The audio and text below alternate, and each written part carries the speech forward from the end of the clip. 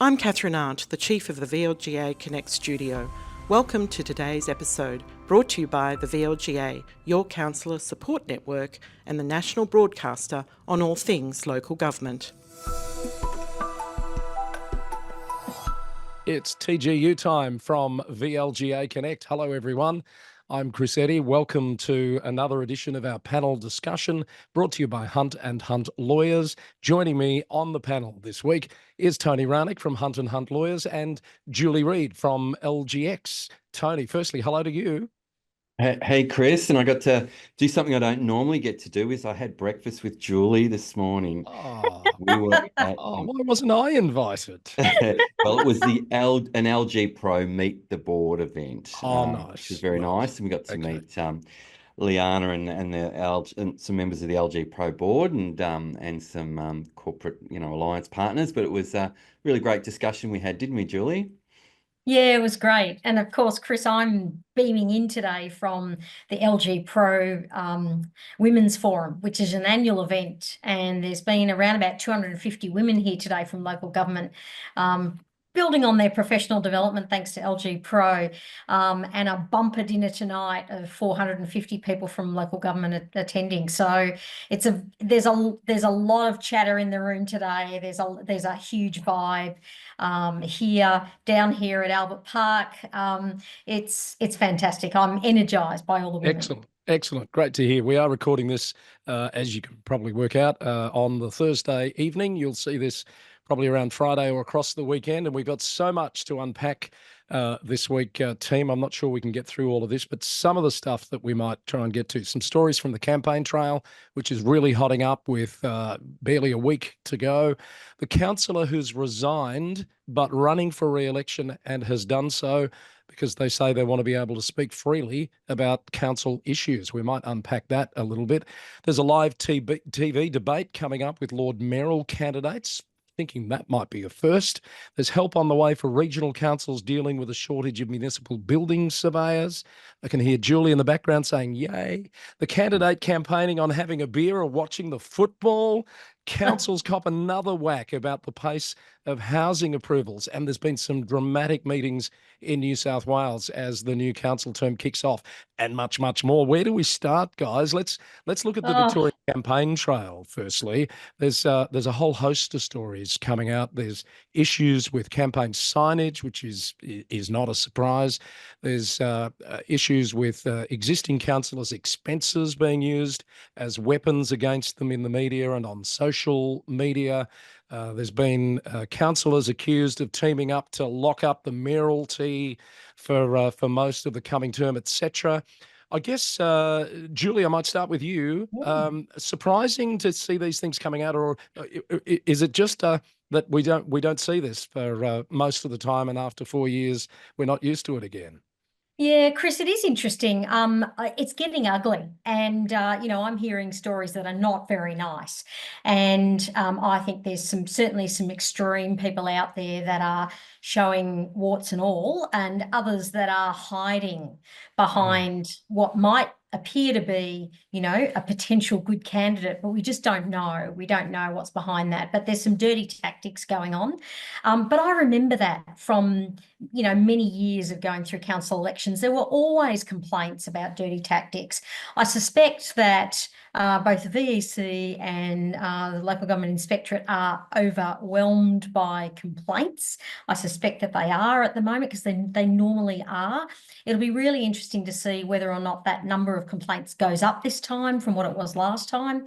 But, there's some things going on that obviously we've seen before. But I think with social media now, there's so many more opportunities to get messages out there that are upsetting a lot of these candidates that are running for election. So I think that's why we're hearing about it more. And we're also seeing some of the I know there's one federal politician who's been quite outspoken in relation, and that was MP Sarah Henderson, who's spoken out recently in the Geelong Advertiser, I believe. Let's talk about that. Senator Henderson has basically told voters to put candidates who've signed on to this Free Palestine group pledge, to put them last, because in her words, they're sowing seeds of division in the community. All of the Greens candidates in the Greater Geelong region and a few others have said that they will give their support to divesting from companies that profit from Israel and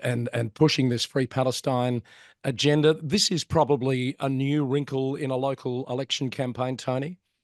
Yeah, I think so. It is, and Sarah Henderson's always been pretty outspoken down there in Geelong. That's where her electorate office is. I think her dad was the mayor of Newtown or something, so she's got a long connection there. But I think what's relevant to me is it goes back to this question of should councillors stick to so-called the local issues, the issues that councils have control over and are able to actually have a direct influence of, or should they also then have opinions, have stances that the council has on international issues? And this has been a feature in the Age survey. I think that one of the questions has been, do the candidates think that councils ought to have opinions on these international issues? Often the response we get from candidates who say yes is that, well, we can do both. We can address the local issues, but we can also express views and have council stances on international issues. And what I'd say to that is that, look, there is a resource cost. That's all.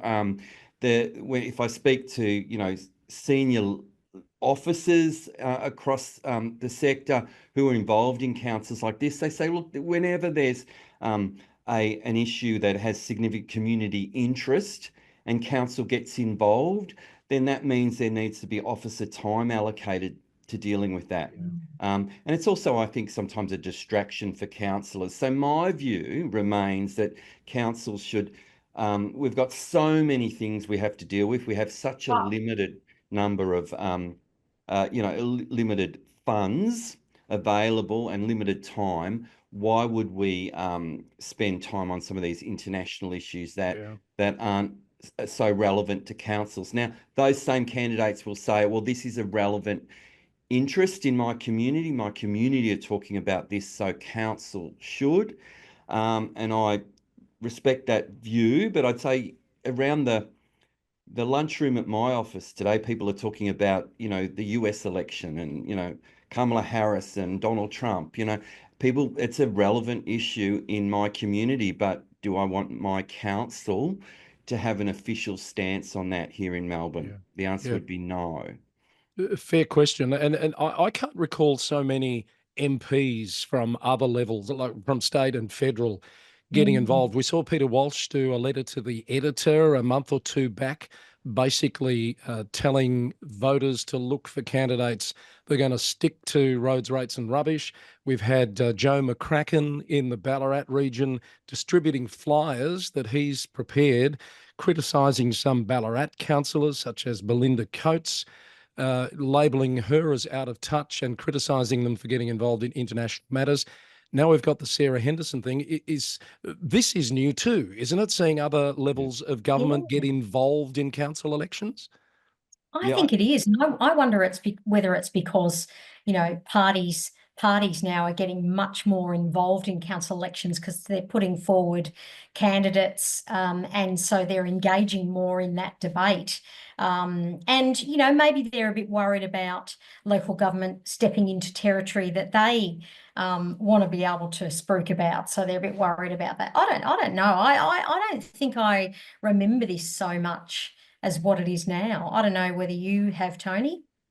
Yeah, I do think it's part of the party politics. Political parties become more involved in local government elections. I think that the conversations that those members of parliament are having publicly aren't really just about the local candidacy. They're thinking also about if a particular party has more presence on the local council, what will that mean at a state level, at a federal level?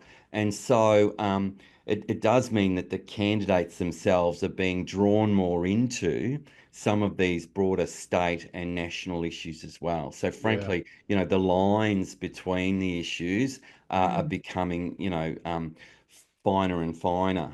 So I think it's not going to change unless we see a strong sort of swing in the election results away from candidates who are connected to a political party. Yeah. And it's interesting, isn't it, that story that came out this week about even a Lord Mayoral candidate, Aaron Wood, pledging $10 million to bring ABBA's virtual concert, ABBA Voyage, to Docklands if elected. So, this is something that the state was dealing with, and now they've brought it into the local domain by pledging $10 million. Now, is that buying votes? Is that stepping into a domain where the state obviously should be tipping in? I mean, we're talking about, a significant investment in getting something like that to Melbourne. Now, I know that we were excited about the Tay stepping in to Melbourne, but the ABBA Voyage virtual concert is another level, really, Chris, isn't it? Oh, I could not agree more. I'm not in the city of Melbourne, but anyone who can bring ABBA Voyage to Melbourne's got my vote. Yeah, look, 1.5 million tickets it sold in the first 15 months and doing very well in London. So put it this way, it'll be a lot cheaper than getting on a plane to fly to London to see it. If we can see it here. I reckon he might be. I reckon he might be onto something there. Yeah, I was going to say, I suspect Chris. It's holding up in Melbourne City, isn't it, Chris? It's sort of, where you mentioned before that there's going to be a mayoral debate live on Channel 9. What's all that about? Yeah, so I'm not sure I've heard of this happening before either, a live debate with Lord Mayoral candidates. I think 4 of them have agreed to be on it next Tuesday. It's at something like 4 o'clock in the afternoon.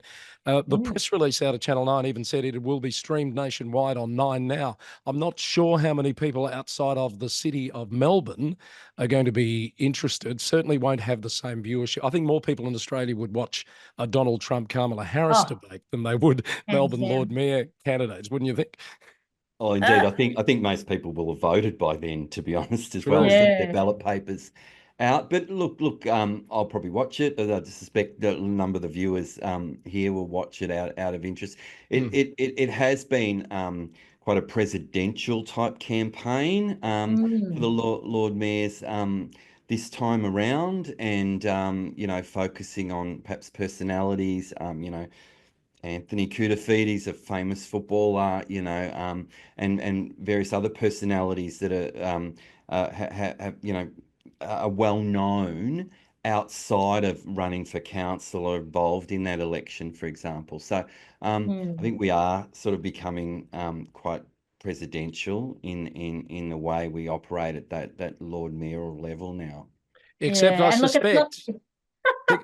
suspect if Anthony Koutoufides gets elected, he'll be known as Lord Mayor Cooter, won't he? Which is probably not that presidential.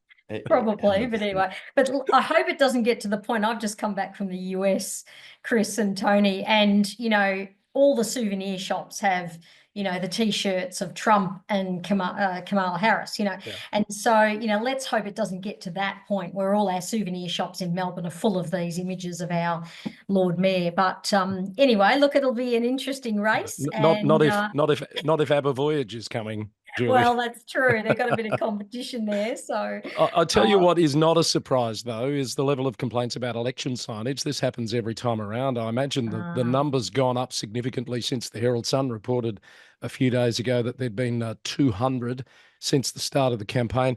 And look, my mail from talking to a few people in the last few days is as always happens, and it's just stupid behaviour, isn't it? But signs are going missing left, right and centre. Most candidates are sucking it up. They're replacing them if they can. They're not reporting them because they don't have any evidence. So I think 200 complaints probably suggests that the real number of issues and incidents with signage is much higher. Would you agree, Tony? Yeah, I would. I would. And I think, as you say, it's been a long-term phenomenon, but it just seems to have gone up a notch this time around. I think that what struck me particularly was the notion that some of this signage becomes almost like graffiti or debris in the environment beyond the election cycle. So we sometimes just think, yeah, it signs up for the 6 weeks of an election campaign or whatever it is. In fact, and as I think this was a point Councillor Jodie Jackson was making this week from Hume Council, that that the signage can lie around, and she stood in front of a pylon or something at the Mickleham bypass and pointed to another candidate's 2020 signage, which was still visible, on a major road there through Hume, and I think there is some sense of obligation I think candidates ought to have in terms of not adding to that kind of lack of amenity in the community, having signs that, if you put a sign up, you've got to remove it post the election. Don't just leave it lying around just to be another piece of rubbish that people scribble on and just stays in the background, which appears to be the allegation in some municipalities. Yeah, I get the argument for democracy and, it needs to happen for that period of time, but I do think it's visual pollution, and that issue of the lingering impact is a real one. And I agree, Tony, there needs to be some obligation on candidates to clean that up after the fact, and expeditiously, if I can say that, So I'm sure there'll be more about signage. Another couple of quick notes that have made news. Talking about Lord Mayoral candidates, both Aaron Wood and Anthony Koutafidis have had to retract and correct some of their election campaign materials. In one case, there was a suggestion that people could vote above and below the line, which in the context it was given was incorrect. And Mr. Koutafidis' flyers incorrectly stated that only 4 boxes needed to be filled for councillor team votes. So these are serious issues, of course, if the advice is incorrect when you want people to be voting formally and to have their votes counted. Yeah, the VEC must be frustrated with these statements coming out, because obviously they're trying to do, a really thorough job in making sure people are really informed about how to vote correctly. So, and they've done some great work, as Tony mentioned last week, about and certainly, I've been receiving text messages and messages about, how to vote. It's been terrific. So, yeah, when that brings the sort of process undone, unfortunately.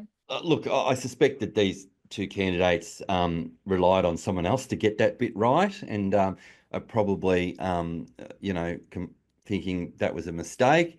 But as you say, they have to correct it, because otherwise their own supporters are likely to put it in an informal vote, thinking that they're casting a vote in favour of their candidate of choice. Again, it shows you that the VEC are doing their job, following up here and making sure that the electorate is getting the right advice. There's been a break-in at an election office in the city of Ballarat where some unmarked ballot papers were stolen and some petty cash. The Electoral Commissioner moved pretty quickly to assure people that this will not be an issue for the election, because those ballot papers can't be used, that the integrity of the election is safe. So that's good to know, but a shame that that has happened, and police are investigating that. What else has happened on the campaign trail? The Colac Otway councillor, Tosh Jake Finnegan, resigned on, I think it was Tuesday, saying that they wanted to speak freely while campaigning for re-election about council issues. So Tosh Jake Finnegan is running for re-election, but is no longer a councillor for a period of, assuming they get re-elected, for a period of maybe a few weeks. Yeah, they must feel they're constrained by the council media and communications policy in particular, I think was cited. Look, generally speaking, councillors running for re-election don't feel that it's a constraint to continue to maintain that position. And, I would think that it oughtn't be a problem for one to be an incumbent councillor and still running for election. But, Councillor Tosh Jake Finnegan, they've made a principled decision here, and they've followed through with what they think is appropriate here. Let's just see whether they're successful in terms of being re-elected. Yes, when we talk to Rhys Thomas in just a little while, he's giving us some analysis of restanding retiring and resigning candidates and that issue. I think we'll get a run in that conversation. Wanted to also mention, you alerted me to this, Tony, and I wonder whether you tipped off The Age as well, because The Age has done a little story on a candidate out at Yarra Ranges Shire whose policy statement on their candidate statement simply says that his policy is to have a beer and watch the football. If he's looking to get some attention with that statement, I don't know how seriously people are taking him, but he's certainly getting the attention as a result of it. Yeah, just like they say that the media don't reveal their sources. Well, the potential sources might not reveal their media, but I got tipped off by someone else. My friend Belinda tipped me off about this one. But yes, look, I suspect very tongue-in-cheek by the candidate in question. Probably thinks might well drag in a few votes. I suspect won't be enough votes to get one elected, but I suspect that they'll get more than just a few. He did say he was trying to convey a vibe rather than literal intentions, and that he would take it seriously if he was elected. Would he have you don't vote in Yarra Ranges, do you, Julie? No, no. Would that be enough to get your vote? I don't think he'd get my vote, no. Right. Fair enough. Even if it was just a vibe. Yeah. It's not my kind of vibe. All right. So lots of stuff happening on the campaign trail. Lots of media happening at the moment on local government issues because it's top of mind for people. The ABC's done a couple of stories on the cost shifting phenomena that councils talk about. Also, the reasons behind why 47 elections are uncontested. We spoke about that issue last week. So check out those stories on the ABC News website. Perhaps one more quick one, because it's got a councillor element to it. We've learned this week also from ABC that police are investigating the alleged theft of more than $100,000 from the G21 Geelong Region Alliance. This has apparently been under investigation for a while. Councillors in those member organisations have been briefed confidentially on this issue, and the ABC's tried to get more out of them. Most of them have said they can't speak to it. But I wonder, Tony, whether this is one of the reasons why Tosh Jake Finnegan at Colac Otway chose to step aside as a councillor, because that councillor, or that former councillor now, is quoted in this ABC News story. Yeah, well, could be a good point, Chris, because I think part of the controversy here is that, as you say, the anomaly in the accounts, if you like, was identified in that audit back in, I think, 2021, but it hasn't come to the public attention since until this ABC News report. But apparently, the member councils of G21 have all been briefed, but in a confidential type setting. Yeah. So, whilst the public haven't been aware, that certainly the member councils have been aware of this investigation, which is ongoing by Victoria Police, and have a number of sitting councillors have been approached by the media and declined to comment, but certainly not said that the story is inaccurate. So clearly, at least the council members are being informed, but the question is, does the public have a right to know about these concerns prior to perhaps an investigation being concluded? I don't know the answer to that, and I imagine Victoria Police would have had some thoughts on whether it was wise to go public or not. Yeah. All right, so that's probably enough said on that one. And as I said, lots of stuff swirling around the campaign, and I'm trying to keep my finger on that pulse. Keep an ear out for the local government news roundup for any more reporting over the next week or so.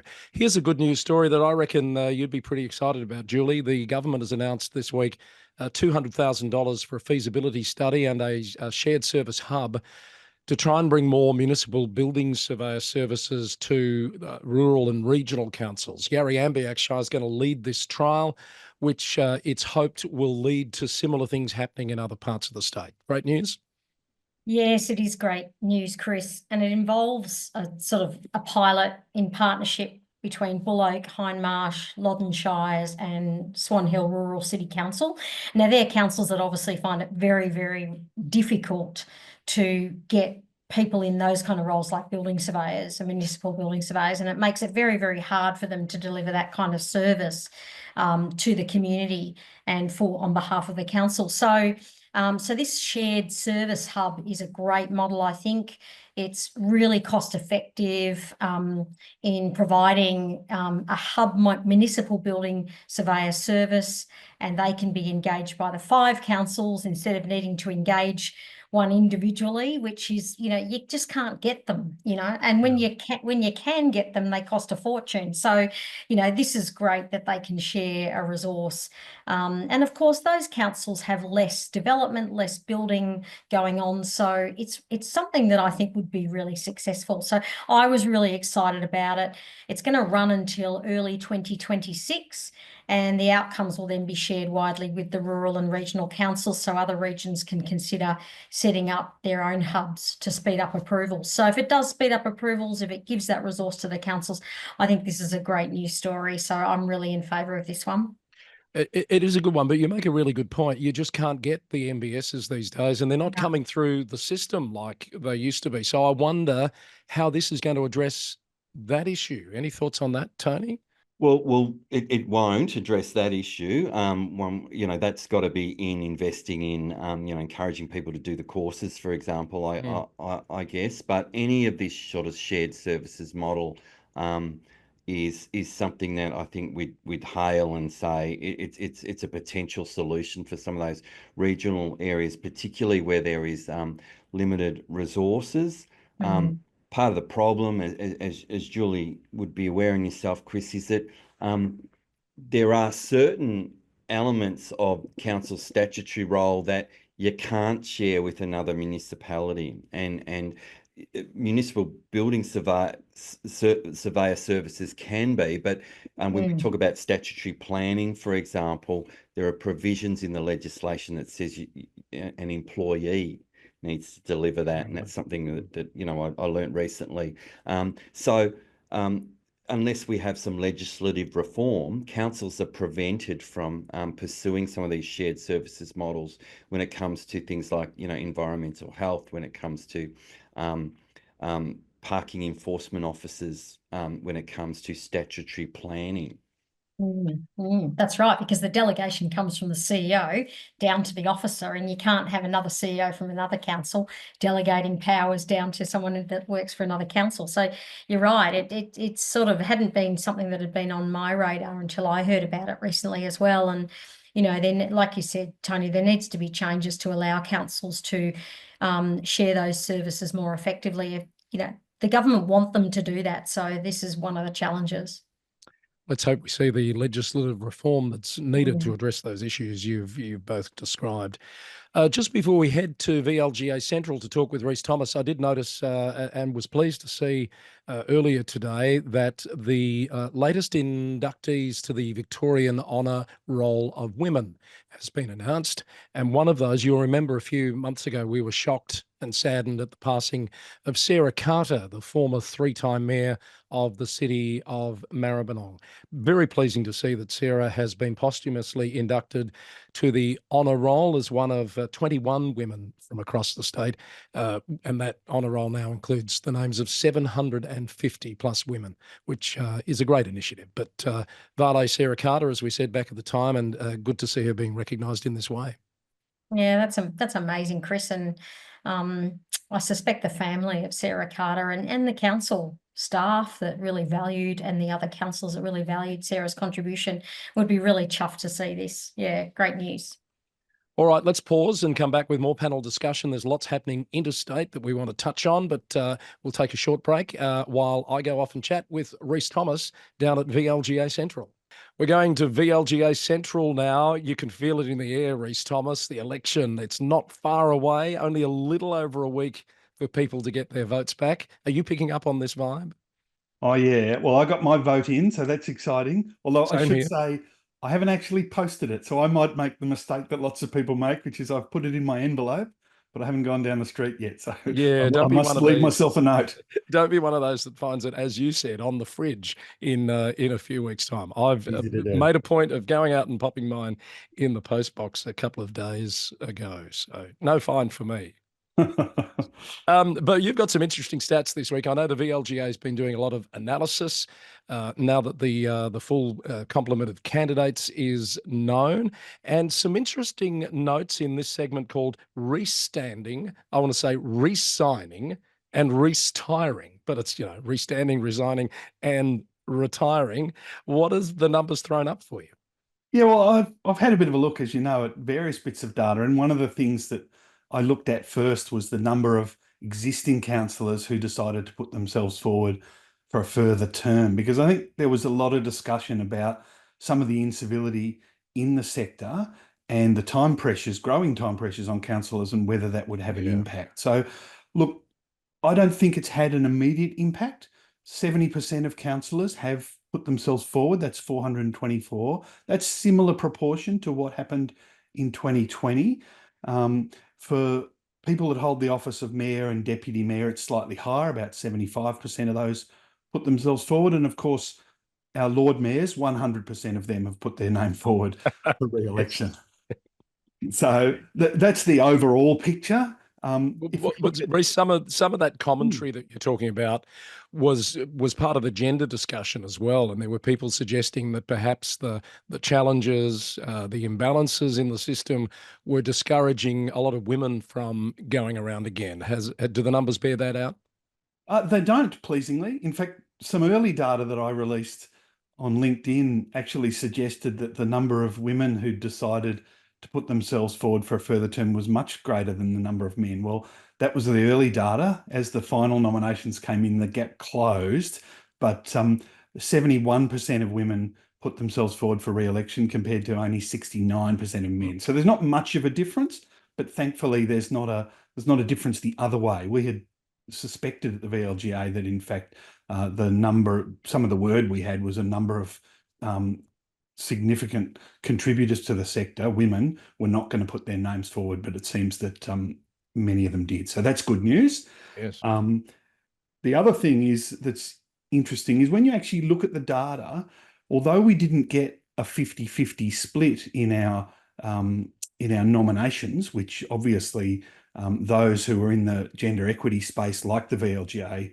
were hoping for, some of our data shows that women are more likely to be elected and existing councillors are more likely to be elected. So given that the existing councillors skew slightly female and there are a similar number to last year, women putting themselves forward, we're sort of hopeful that we might get closer to the 50-50. I don't think we're going to achieve it this year, but the 44%, which is what the current level is, that's the high watermark.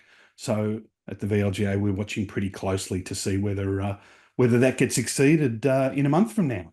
Yeah, and it's not just the high watermark for Victoria. I think it's the high watermark in the country. I haven't seen any numbers out of New South Wales, for example, yet, who just recently had their elections. But I have seen there's at least one female-dominated council, and there's quite a few all-female mayoral deputy mayor teams emerging out of those elections. So maybe New South Wales is catching up. Yeah, well, I suppose if you want to talk about female-dominated councils, the one council that has been determined in Victoria is majority female at Yarriambiack. There's actually another one that will be majority female, and there's 4 that we know of that will be majority male. So we'll keep an eye on those figures. Obviously, they're preliminary at this stage, but once the final results come in, we'll report that back through the social media channels of the VLGA. Yeah. Rhys, as long-term listeners and viewers would know, we've tracked councillor movements through the term, and there were quite a few resignations for various reasons. But for I think the first time that I've noticed, we've had a couple of resignations right before the election, meaning at least 2 councils are going through to next week with one less in their complement. What are the reasons generally behind that? Well, different councillors have expressed different views. Obviously, there's been a bunch of councillors move on and decide no longer to hold that role, and that's been happening right throughout the term. But as you say, there are 2 councillors who've resigned this year in order to recontest the council. Thankfully, both of them resigned recently enough that their communities weren't burdened with the cost of a by-election or a countback.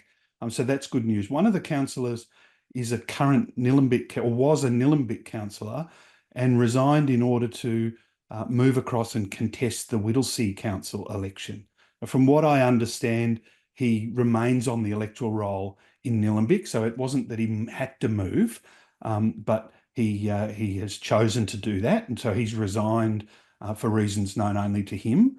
And there's a further councillor who resigned only this week, in fact, from Colac Otway Shire Council, and they'll be recontesting the same council election. And the expressed view was that the resignation was done in order to speak more freely during the election campaign. Now, that's their prerogative, I suppose, but there's 424 other councillors who are able to juggle both being a candidate and a councillor simultaneously and are standing for re-election. So yes, and that latter example, the panel's already had a chat about. But what you're saying, there's no actual legal requirement in the case of the councillor trying to move to another council, for example, for them to actually give up that role prior to the election, is there?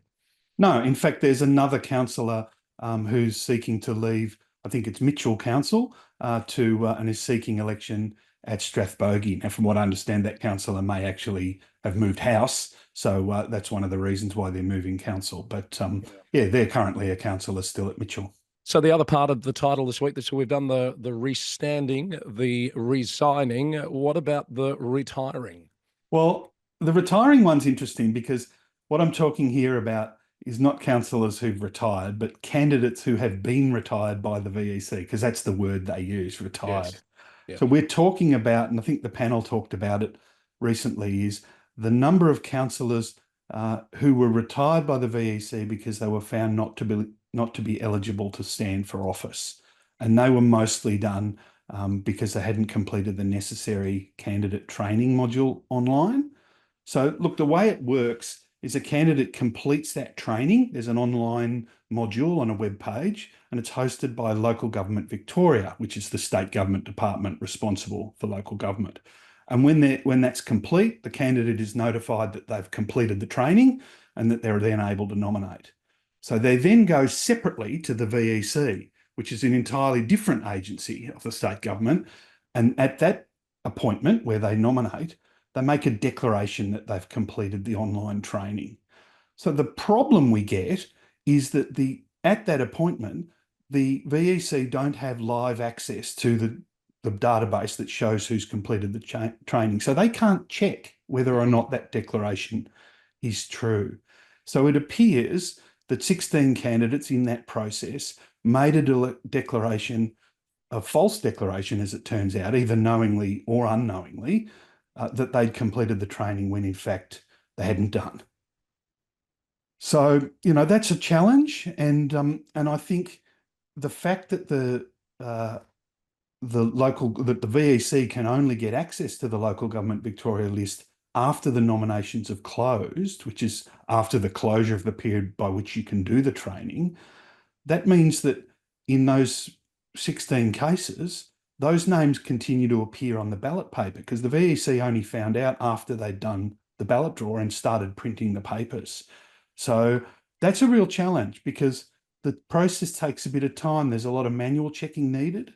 From what I understand, there were actually a lot more than 16 people who it wasn't immediately clear that they'd done the necessary training. And the VEC actually had to contact many of them and say, are you sure you did it? And some of them used different versions of their name, perhaps a spelling error, or they used Bob in one and Robert in the other. So the automatic check didn't pick it up.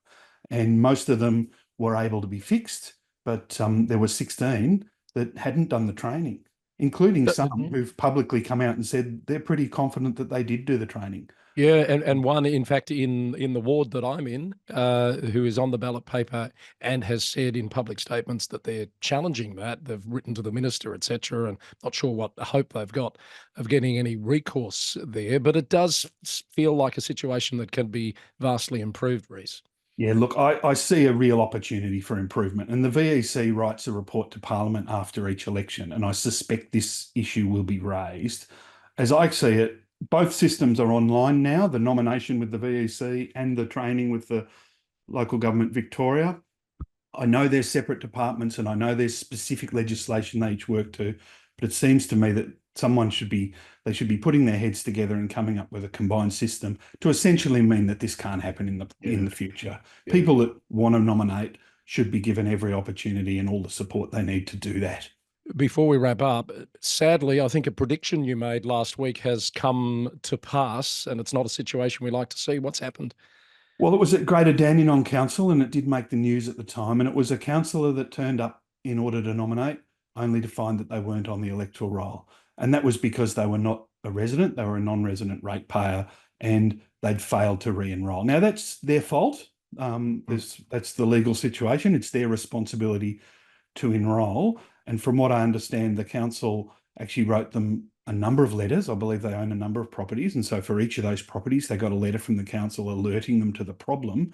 But for whatever reason, those letters weren't heeded and the candidate is now ineligible to stand for office. So look, I've been asked, why didn't the council draw this to the councillors' attention? Why didn't they sort of stop this from happening?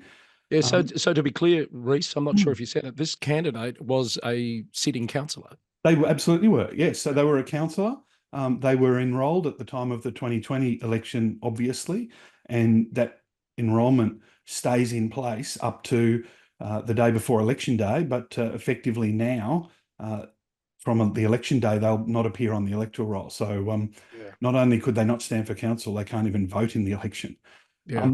But why couldn't the council fix it? Why couldn't they have seen it coming? Well, the answer lies in the Local Government Act. The council can't get involved in the election at all. And in fact, even if the CEO had been aware of the problem, and there's no evidence to suggest they were aware, but even if they had been aware, they actually would be prevented by the Act from notifying the councillor and assisting them to enrol, because that would be council resources for the purposes of favouring a councillor over any other candidate in the same situation. So, yeah, that's something that I think probably needs to be fixed.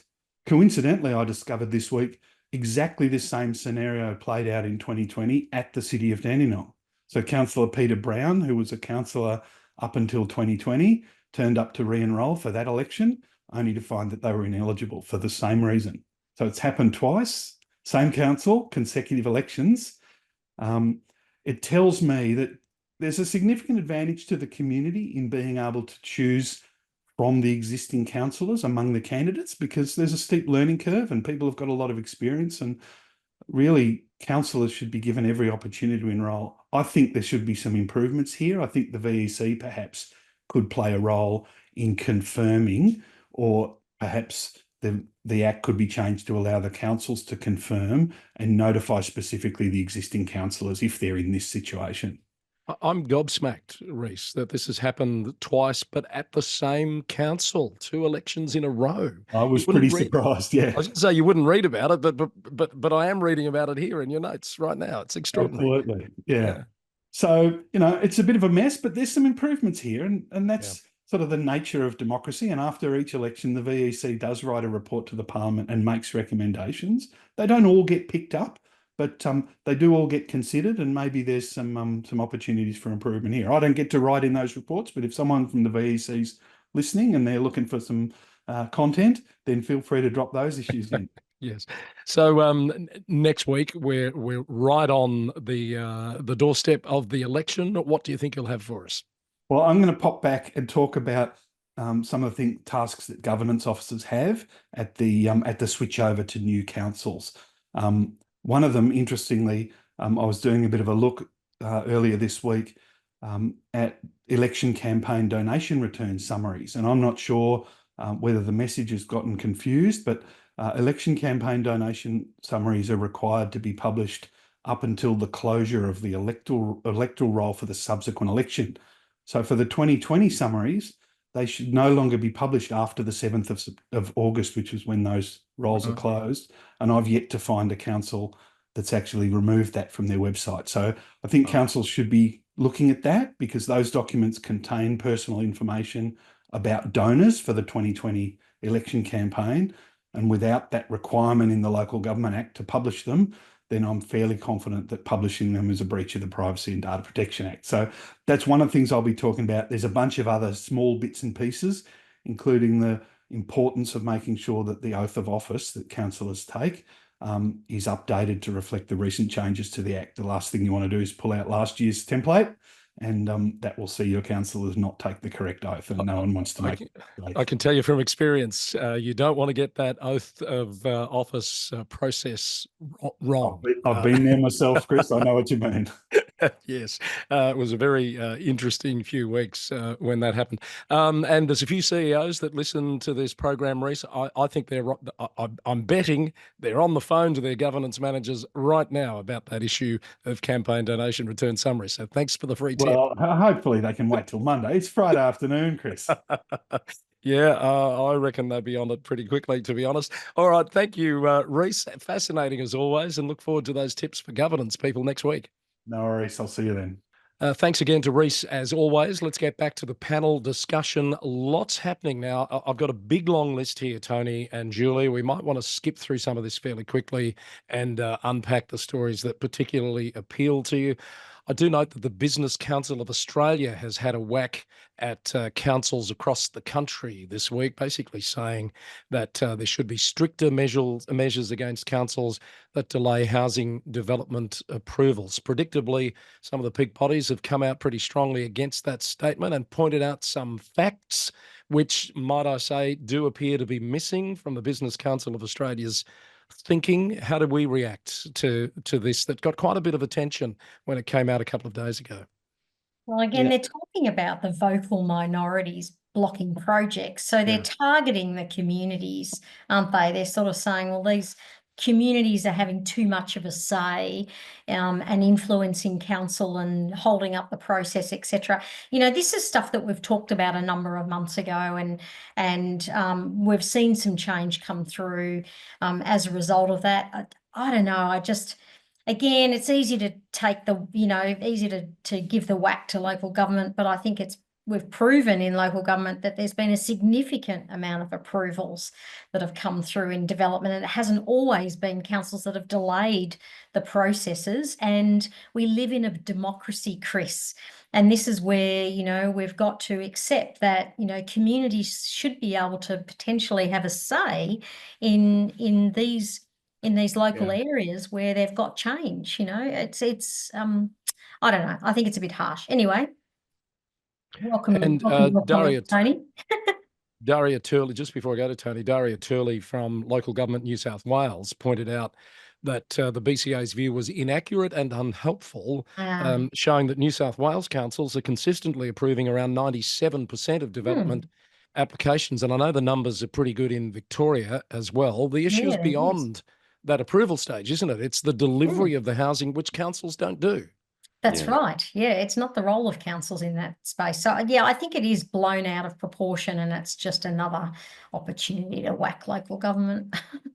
I think the first part of their report, their suggestion that there be, reporting on the time taken by individual LGAs to, make assessments of town planning applications. I think that's a good thing. There already is an element of that reporting, but let's have something more public, more accessible, maybe. But then I think where they really got it wrong was then this notion that the state government then punish the councils that underperform and let's go back to that word in a moment, but underperform, so as in we'll punish them by taking away their statutory planning powers, and will reward the high performers. But how do they judge performance? Well, the Business Council suggesting it being the volume of housing approved, where I would say it's not about whether you approve or refuse. It should be, do you process the matters? In what time frame are you processing the matters? Not, pointing to a particular outcome. And I think that's where the Business Council perhaps got it wrong and showed their bias towards, proliferation of housing, promoting the construction industry, if you like. Yeah. Interesting. All right. A couple of councils in the news as they get underway in New South Wales on their new term.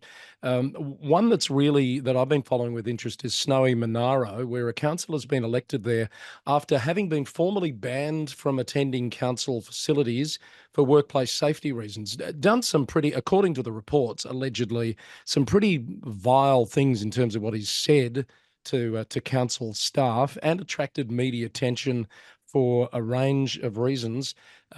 Flash forward to 2024, he's been elected to the council. He's got a very clear agenda to pull things apart there. And the first meeting of the council, by all accounts, was a bit of a farce, opposing the election of a mayor, opposing the need to recruit a new CEO, who, by the way, resigned just a day or two before that first meeting of the council. Yeah, it doesn't really augur well for these councils, in terms of its functionality and good governance over the term, does it? The 2-hour meeting Yeah. where the councillor opposes virtually every motion. Not the first time someone's been elected who has a very difficult relationship with the executive of the council. We've seen this in other places before. And I think that, it was clearly an untenable scenario, I would think, between the then CEO and this individual. How were they going to work together moving forwards was going to be the big question. But even so, even with the CEO's departure, it seems that this council is in for troubled times, I would think. Yes, and I do worry about what's ahead, perhaps in Victoria. We saw this, what I'm about to describe, happen in Western Australia in their last round of elections. A couple of people have said to me this week that they are aware of candidates with very right-wing views, anti-LGBTIQ, for example, drag story time, those sorts of issues, but have allegedly hidden those views in their campaigns and their candidate statements. And this occurred in Western Australia. It occurred in a couple of councils in South Australia, where these people have got elected on very, what shall we say, very evenly balanced sort of campaigns, but then tried to prosecute some rather extreme agendas. Is this something we should be really alert to, do you think, panel? I think it works both ways. I think people, perhaps hasn't necessarily expressed those views and got elected as well and implemented. But look, I think it reflects the community. You're going to get councillors reflecting the community, attitudes. There will be challenges for some councils. We're used to seeing councils take about faces sometimes when a new group comes on board. We may well see some of that, and that's just the nature of local democracy, I think. How very measured and responsible of you, Tony, that view. Julie, anything to add? No. No, fair enough. Okay, you're going to take I'll take Tony's. Discretion is the better part of valor course there. A couple of other council meetings that got some attention at Strathfield. The former mayor was online to attend the meeting remotely. It has been dealing with some health issues.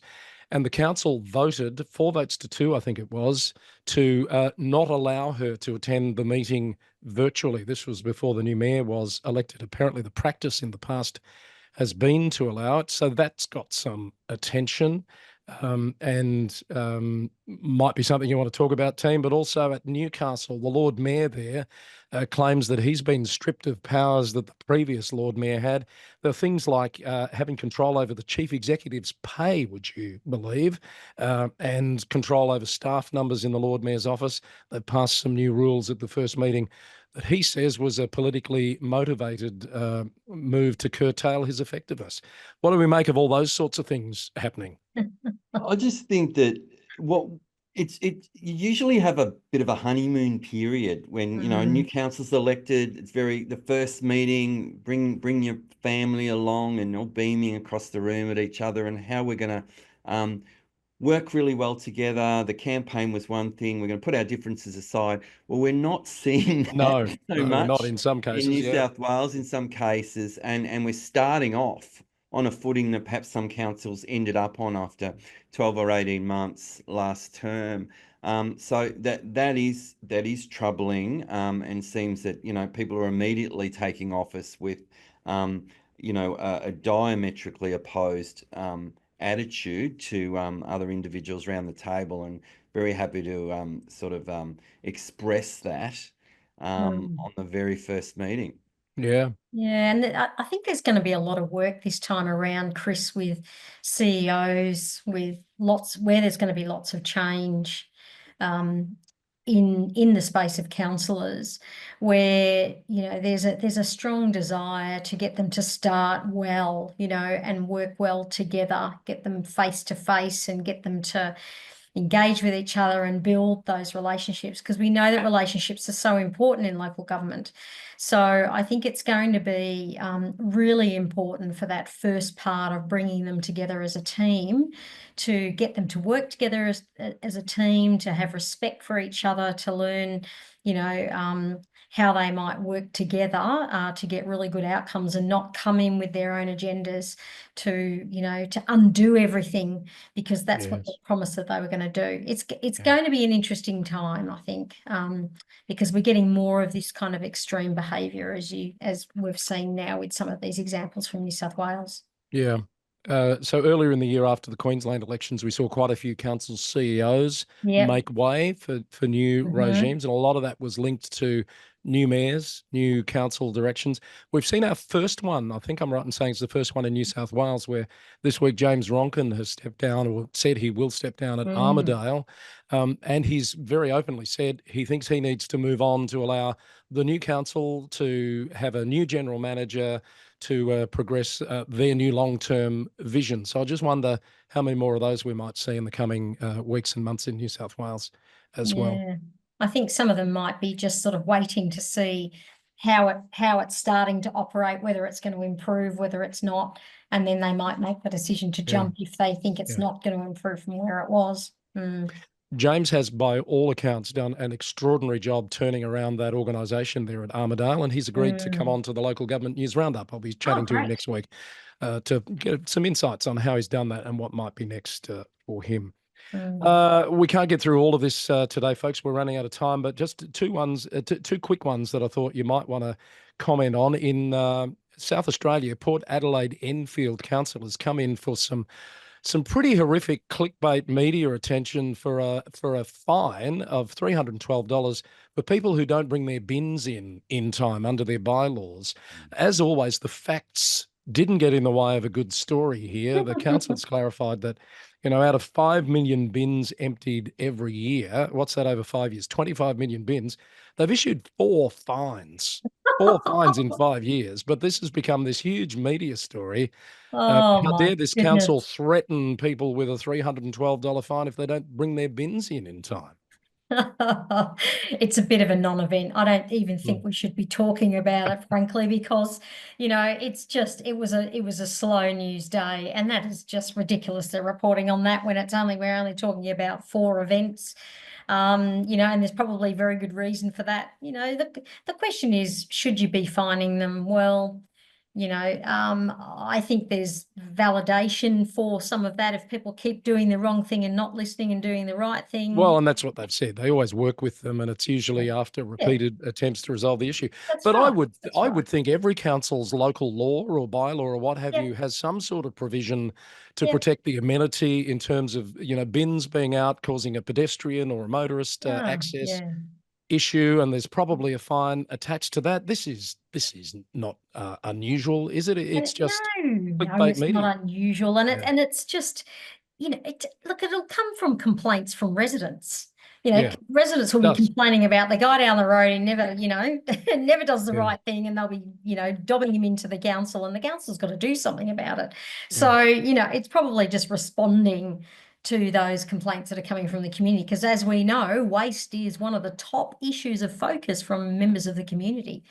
Yes, well, Port Adelaide Enfield Council says it receives over 200 complaints every year, but only 4 fines in 5 years. Well, that tells you something.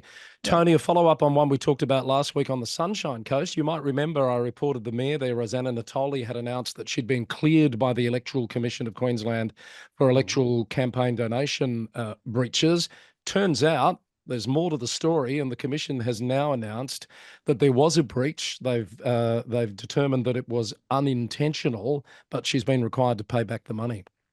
There you go. Well, sounds like a reasonable outcome in the end. I'm not familiar with the latest details there, Chris, but yeah, we did say, I think, when we reported it last time, that we'd heard one side of the story, Yes, and yes. there's the other side. There you go. Absolutely. Mm. Let's go beyond Australia quickly. A big story out of New Zealand this week at Wellington City Council, which resolved last week to backtrack on a decision to sell its stake in Wellington Airport. This has got huge ramifications for its long-term plan and potentially its debt ceiling. They're talking about increasing the debt ceiling to 500 million or 750 million under different scenarios, and curtailing their budget spend on capital works, etc. The government is so concerned that the Prime Minister, the local government minister, and the finance minister have all been in the media saying the council's a shambles and they're looking at intervention because of what's going on at Wellington. Not a good look. Yeah, it's really major stuff in the New Zealand capital city. As you say, enormous budgetary implications of this about face in terms of originally a decision to sell the shares and now to hang on to them. And yeah, it would seem that the budget situation for Wellington Council is we're at least talking several hundreds of millions of dollars of deficit, as you say. Yeah, the implications of this decision, and that clearly would be something that would be felt by the citizens of Wellington in a reduction of services and capital works projects, and likely, increases in rates and charges, these sorts of things. But how interesting is it to see a Prime Minister getting involved in a local government issue there, and clearly really significant.